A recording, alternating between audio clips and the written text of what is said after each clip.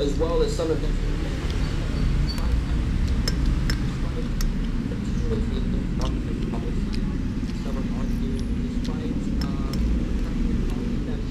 for industrial metals like silver. Yeah, that's a very good question. Actually, there's multiple fold. Okay, first on gold.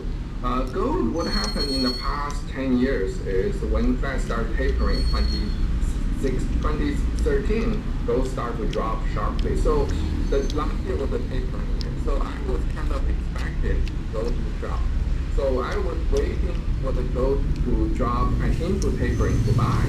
But unfortunately, due to the rapid rising interest rate, even the tapering was a bottom, but it quickly went down because the interest rate, the inflation was so high. So the Fed would turn to hawkish at the end of last year. So let's look back to the history. Then the Fed raising interest rate will be another bad one. So we can talk about that. That will be sometime this year. Okay.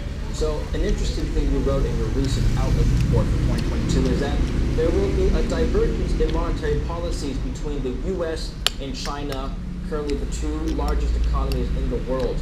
So next year, the Fed, like you wrote, the Fed has signaled that they will be raising rates 2 or 3 times, depends on how you perceive or interpret the dot plots. China is pursuing a different monetary policy. And you noted in your report that the last 2 times this happened, when there was a divergence in monetary policies between China and the U.S., it was in 2014 to 2016, and then once more in 2018.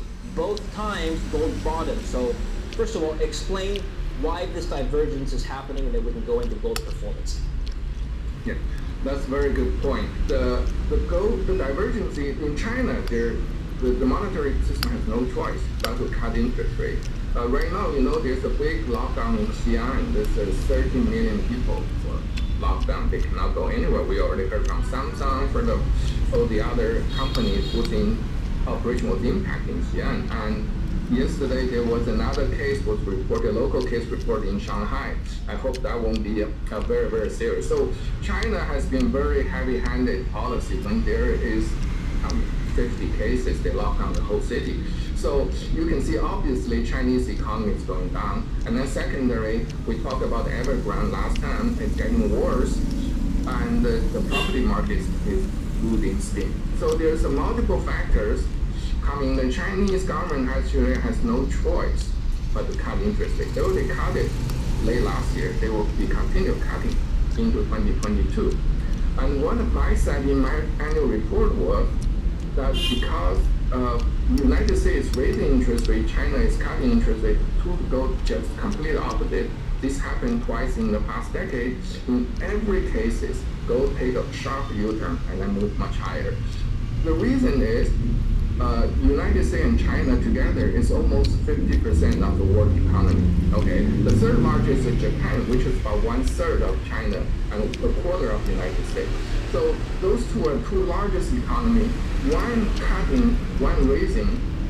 They diverging so much. We will soon find out they will be impact each other, and then there will be somewhere in the middle. So the Fed, despite how hawkish they sound in the past few months, when they start raising interest rate in 2022, we'll soon find we're facing a slowing world economy. That means they will probably stop raising interest rate sooner than they expected. There were talks about recession 2023. So if Fed really want to raise interest rate hard this year, we could head into recession. So think about that. That's another round of 3 more interest rate cut. That's where gold will. Let's talk about your outlook on potential recession in just a minute. But going back to China, it's not just China that's cutting interest rates. Actually, several central banks other than the U.S. are still dovish. Maybe they're not cutting interest rates, but they're maintaining their current interest rates. They're not as hawkish as the Fed. With divergence happening between the Fed and other central banks, wouldn't you expect the U.S. dollar to strengthen on higher interest rates in the U.S. and not abroad? That's a very good point. Initially, U.S. dollar will strengthen, but there's so much U.S. dollar can strengthen this way, right? The sooner or later, the U.S. dollar will be peaking and then coming down. So that's what I outlook for the gold coming to 2022. Initially, we may have some weakness. Today, we'll have a